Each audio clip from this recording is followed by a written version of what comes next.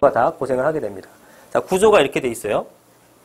첫 번째로 보게 되면 MBS라는 게 있어요. MBS라는 게 뭐냐면은 이거는 주택을, 부동산이죠. 주택을 저당으로 해서 만든 상품이에요. 주택 저당 채권, 주택 저당 증권 이렇게 표현해 볼게요. 주택 저당 증권입니다. 그래서 등급이 뭐 AAA가 있고 AA가 있고 A가 있고 BBB 있잖아요. 이 등급은 어떻게 진행되는 거냐면은 우리 그 신용평가회사라는 게 있습니다.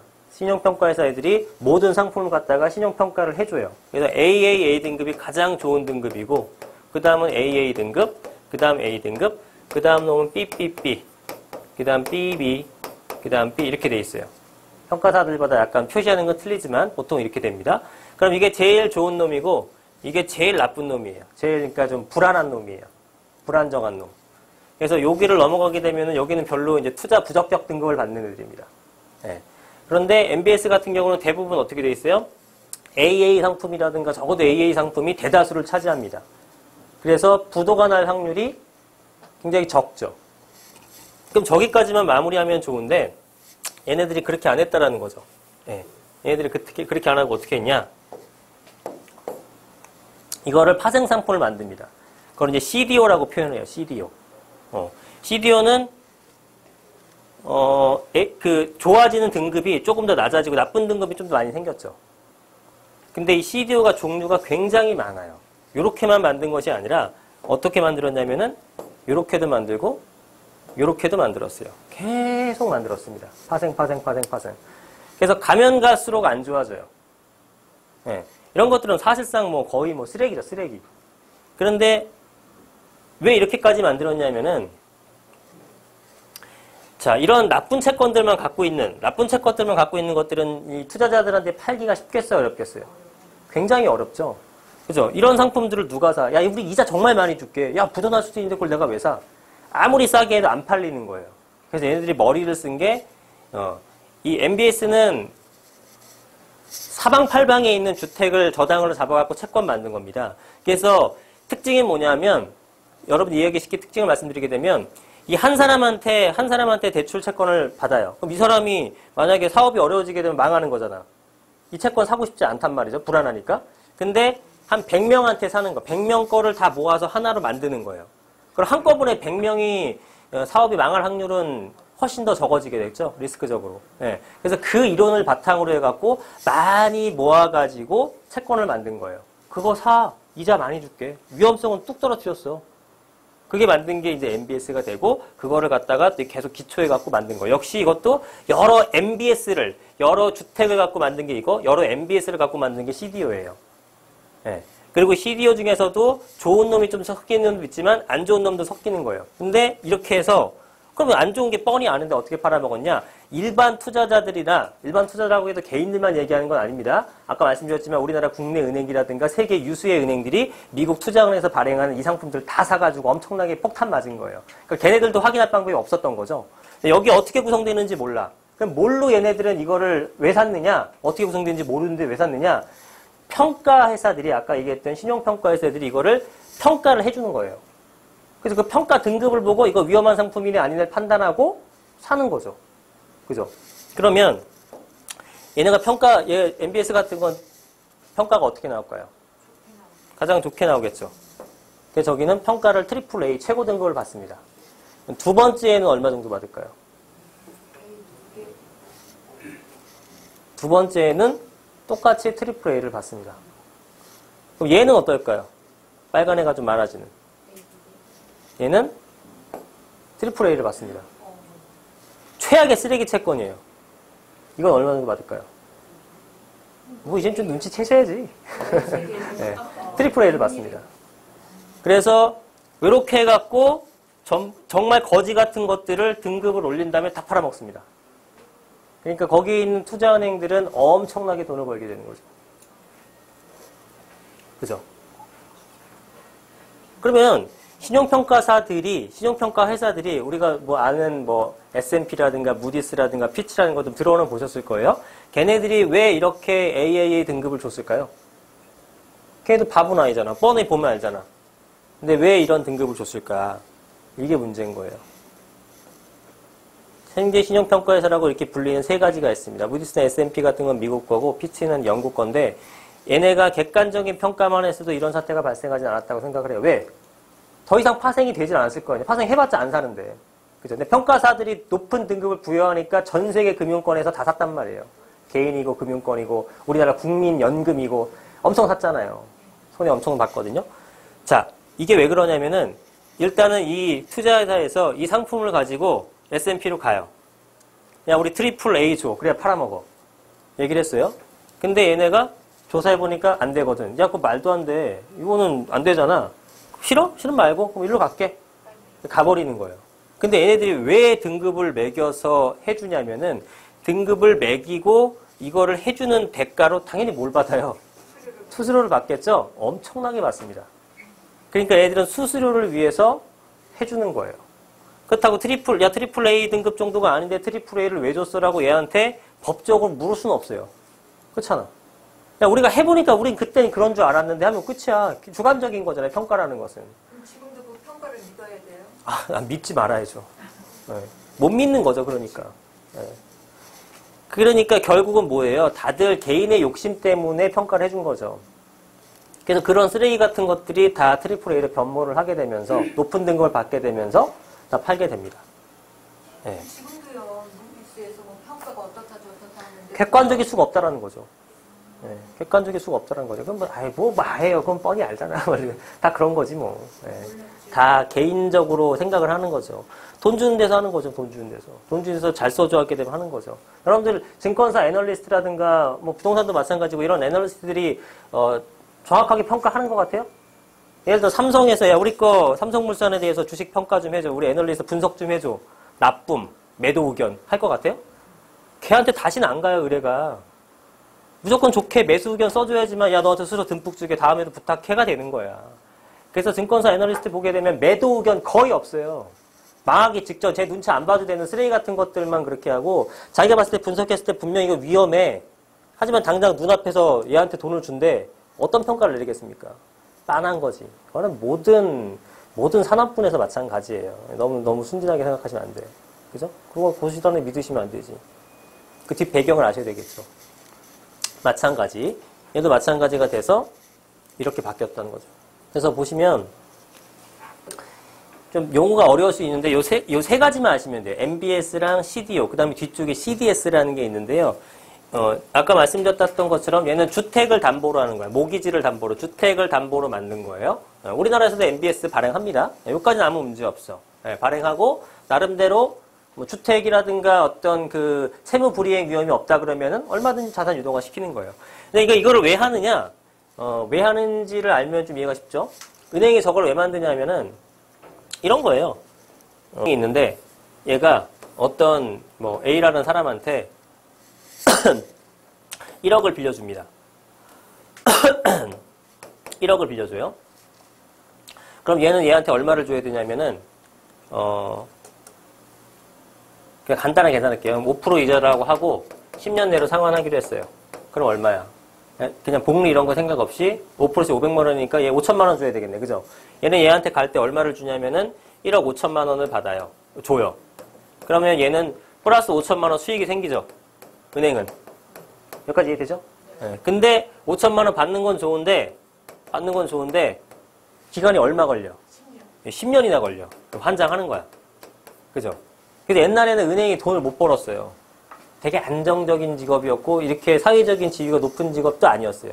그냥 뭐 돈 맡기고 해주는 그런 정도의 직업 정도? 근데 이걸 갖고 어떻게 상품화 시키냐면은 이 채권, 얘한테 빌려주고 나서 얘 집에 대해서, 그러니까 이 주택 저당 대출이니까 집에 대해서 담보를 잡아놨고 서로 간에 계약서 썼을 거 아니에요. 그죠? 그거를 갖고 판매하는 겁니다. 누구한테? 또 다른 제3자한테. 갑이라는 사람한테 이 채권을 파는 거야. 우리 A한테 5천만 원 받을 채권이 있는데 이거 너한테 팔게.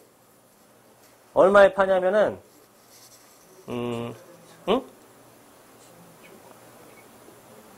1억 한 3천만 원? 1억 2천만 원에 1억 1천만 원에 줘도 되지. 1억 1천만 원. 1억 1천만 원에 팔게. 그러면 갑은 10년 동안에 얼마를 벌어요? 4천만 원 벌잖아. 이해돼요? 1억 5천만 원 얘한테 받을 거 아니에요. 예, 채권이니까. 얘는 4천만 원 벌어. 그러면은, 괜찮네? 은행 이자보다 훨씬 높네? 한번 할게. 리스크는 없어. 리스크는 없어. 뭐, 막 뭉쳐갖고 했으니까 리스크가 줄어들었어. 그럼 얘한테 번단 말이에요. 그러니까 은행이 좋은 건 뭐냐면, 자, 얘한테 1억을 빌려줬어. 가만히 있으면 수익이 더 크지만 왜 파냐면은 대신 1억 빌려주고 얼마 벌었어요, 은행은? 얘한테 얼마 받았어? 1억 1천을 받았어. 1,000만 원이 중요한 게 아니라 1,000만 원을 벌면서 원금이 고스란히 회수가 됐죠. 그럼 또 다른 B한테 바로 다음날 1억 또 빌려줄 수 있죠. 무진장 많이 대출이 확대가 되는 거예요. 그러니까 얘네가 처음에 이 짓을 막 하다가 우량한 애들한테는 다 해줬어. 안 되겠다. 야, 중간 애들 다 해줘. 끝났어. 막 1년에 1조씩 해주니까 1조 달러 막 1조 달러면 1,000조에 우리나라 돈으로 막 그렇게 막 대출해줘. 남아있질 않죠. 그러니까 어떻게 돼요? 점점 아래 등급 애들까지 다 대출해주는 거예요. 네. 그래서 은행은 이런 식으로 원금을 확보하는 형태가 되는 거죠. 대출을 드리고. 그래서 이것들을 유동화시킨 거예요. 그게 이제 MBS라는 상품이 되는 건데, 거기다가 얘네들은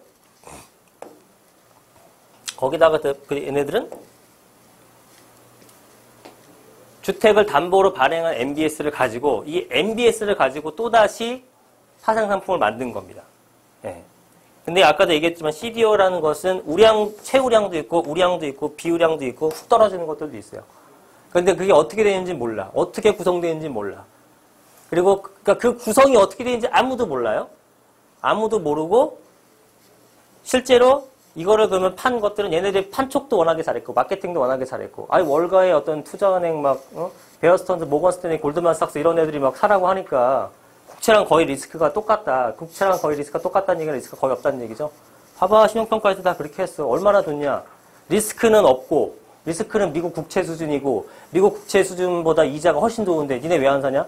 얘도 샀어. 바보야. 안 살 수가 없죠. 다 사는 거예요. 네. 그래서 얘가 망가지니까 당연히 주택이 망가지기 시작하니까 얘도 망가지게 되고 거기에 파생된 얘도 망가지게 되고 이걸 산 모든 금융기관 개인들이 다 아작이 나는 거죠. 그래서 이런 형태로 치달았던 거고 뒤에 보시면은 이제 또 하나의 용어가 하나 나오긴 하는데 이건 뭐 굳이 알지 않으셔도 되는데 CDS라는 게 있습니다. CDS. 요 B기업의 회사채를 인수한 경우에요. B기업이 발행한 회사채를 A은행이 인수했어. 근데 B가 망했어. 그럼 A은행 바보 되죠? 그러니까 A은행은 어떻게 했냐면은 은행은 신용 위험을 피하기 위해서 C라는 쉽게 얘기해서 보험회사에다가 수수료를 주고 얘가 파산하게 되면 네가 대신 줘 이거예요. 보험 개념이야. 보험 개념. 그죠? 네. 이런 개념으로 원금을 허락받는 거예요. 자, 이게 CDS라고 하는데 그러면 위험한 회사일수록 CDS 프리미엄이 높을까요? 낮을까요? 높겠죠. 이해되셨나요? 그죠? CDS 프리미엄이 높아. 그러니까 B기업이 안 망하게 되면은 누가 돈을 벌어요? 보험회사가 벌지. 여러분 자동차 생각하면 똑같네. 자동차 자동차 보험이 있는데 내가 사고가 났어. 그러면 걔네가 나한테 돈을 주죠. 내가 사고가 안 났어. 안전해. 그럼 여러분이 보험료만 내고 걔네 보험료만 받잖아. 그러니까 이 투자회사는 보험회사는 어떻게 생각하냐면은 이 주택저장증권 CDO라든가 이런 것들이 되게 안전하다고 판단했기 때문에 막 발행해줬을 거 아니에요. 그죠? 그렇게 판단했었어요. 여기가 어디냐면은, 이 보험회사가 어디냐면은 AIG입니다. AIG. 예. 얘가 아주 그냥 개박살이 나죠. 세계 1위에 당시도. 세계 1위 보험회사인데, 보험금 지급 여력이 사라졌어. 하도 많이 해가지고. 그러니까 좀 디테일을 가게 되면은 되게 웃깁니다. 한 200억 정도를 담보를 잡아줬어요, 얘네가. 망하게 되면 AIG에서 200억을 줘야 돼. 근데 거기에 대한 대가를 수수료를 얼마 받았냐면 0.12%를 받았대요. 연간. 0.12%면 얼마입니까? 1%면 얼마야? 그냥 간단하게 100억이라고 해보죠. 100억이면 1%면은 1억이잖아. 1억에 0.12%면 1200만 원 받은 거죠. 그러니까 월로 따지면은 100만 원. 월 100만 원 받고 100억짜리를 보증을 해준 거예요. 돈 거지. 미친 거죠. 예. 얼마나 확신했으면. 그러니까 거의 바보죠. 그죠? 거의 바보. 근데 AIG 같은 경우도 바보들은 아닐 거 아니야. 거기 구성된 사람들이. 근데 그러한 어떤 연유가 있더라고요. 그거는 뭐 여기서 얘기하지 않을 건데 내부적인 뭐 그런 게 있어가지고 하여튼 그 당시 상황이 그랬어. 그래서 걔네가 이제 거기도 망하는 건데 구제금융을 받았죠. 예. 그렇게 해서 이제 살아났긴 살아났죠. 그래서 CDS를 통해서 돈을 번 사람들이 엄청 많아요. 이거는 이제 미국이랑 우리랑 금융 시스템이 틀리기 때문에 여러분들이 좀 헷갈려 하실 텐데, 이제 공매도라고 하죠, 공매도. 공매도를 쳐가지고 돈을 왕창 번 사람들의 얘기가 아까 그 빅쇼트라는 영화, 얘네들은 어느 정도로 심각했냐면은, 우리 같은 경우에는 만약에 지금 대출 상황에서 뭐 무너지려면 금리가 예를 들어 한 번에 1년에 막 3, 4%씩 올라간다거나 아니면은 뭐 집값이 뭐 한 3, 40%씩 빠진다거나 이러면은 진짜 위기가 올 수 있죠. 근데 얘네들은 완만한 상승을 이어가더라도 연체를 할 수밖에 없는 수준이었어요. 떨어지거나 유지도 아니고 완만한 상승 정도 갖고는 이자를 못 내는 수준이었어요. 얘네들은 어떤 구조냐면은 이런 구조예요. 예를 들어서 10억짜리 집이 있어요. 그러면은 10억 빌려줬잖아. 그죠? 10억 빌려줬죠? 근데 계속 완만하게 상승했다며. 그래서 다음에 평가하니까 11억이야. 그럼 그건 바로 또 1억 플러스 1억 빌려주는 거예요. 그래서 이걸 갖고 또 이자랑 원금 갚아나가. 또 올라가면 12억 되지. 그 다음에 또 1억 더 빌려서 또 빌려나가. 이런 구조였어요. 그러니까 이게 하다가 완만한 상승 정도 갖고는 이게 안 되는 거야. 상승해도 문제였다니까. 이 정도 수준이었어요. 이 정도 수준 되게 되면 터지는 건 당연한 거죠. 근데 미국도 이렇게 되고 일본도 이렇게 되니까 우리도 이렇게 된다라고 하면 안 되는 거예요. 규모가 완전 사이즈가 틀려요. 사이즈가 달라버려. 네. 뭐 제가 생각할 땐 그래서 우리나라 뭐 금융위 같은 것들 올 것 같진 않은데 뭐 여하튼 얘네들이 이런 상황이었어요. 영화에서도 나오고 제가 본 거를 한번 같이 공유해 볼게요. 이게 되게 저는 와닿았어요. 이 말이. 공경에 빠지는 거는 뭔가를 몰라서가 아니다. 뭔가를 확실히 안다는 착각 때문이다. 이게 여러분이 저는 오자마자 소름이 돋았거든요. 왜냐하면 저도 이럴 때가 있었기 때문이에요. 네. 내가 너무나 잘 안다는 확신이 있어갖고 다른 것들은 들어오질 않더라고요. 제가 잘하는 분야에 대해서는. 근데 그걸로 밀고 나가다가 아닌 걸 알았을 때는, 내가 틀렸다는 걸 알았을 때는, 내가 큰 공경에 빠졌을 때는 이 분야를 내가 너무 몰라서가 아니야. 너무 잘 알아서 겸손하지 못한 마음이 생기다 보니까 그런 게 많아요. 지금 여기도 그랬었죠. 네. 되게 중요한 말 같고. 그 다음에 이것도 되게 제가 크게 와닿았던 얘기인데, 인간은 나쁜 일에 대해 생각할 거라서 그 가능성을 축소한다. 이게 뭐냐면은, 미국이라는 나라가 그랬어요. 그 다음에 금융회사들이 그랬어요. 보험회사가 그랬어요. 야, 이렇게 화랑이고 좋은데 뭐. 설마 미국 주택시장이 전체가 꺼진 적이 지난 60년 동안 한 번도 없었는데 이번에 그러겠어? 블랙스완이라는 걸 대비하지 못하는 거죠. 네. 이런 가능성을 축소해. 그럴 일 없을 거야. 라고 그냥 되게 긍정적으로 판단해버리는 거예요. 그죠? 그래서 일어나지 않을 거라 생각되는 사건에 대한 옵션은, 그러니까 이게 어떻게 됩니까? 되게 싼 값에 팔리는 거죠. 그럴 리 없어. 미국 주택시장이 떨어진다에 베팅한다고? 말도 안 돼. 그러니까 베팅한다에 대해서 내가 이만큼 보증할게. 너 수수료 이만큼만 줘. 이게 되는 거예요. 그러니까 돈 번 사람들은 수수료 이만큼만 주고 손해보면 요것만 손해보고, 확률은 낮지만 실제로 주택시장이 문 열었을 경우에는 엄청나게 돈을 버는 거죠. 레버리지가 뭐 몇십 배. 그렇게 돈을 벌었죠. 우리나라에서는 그런 제도가 없으니까 어차피 안 됩니다. 이렇게 되는 거고. 그 다음에 사람들은 지금 똑같은 얘기예요. 지금 상황이 앞으로도 계속될 것이라 믿는다. 변화되는 것을 생각하지 않는다는 얘기죠.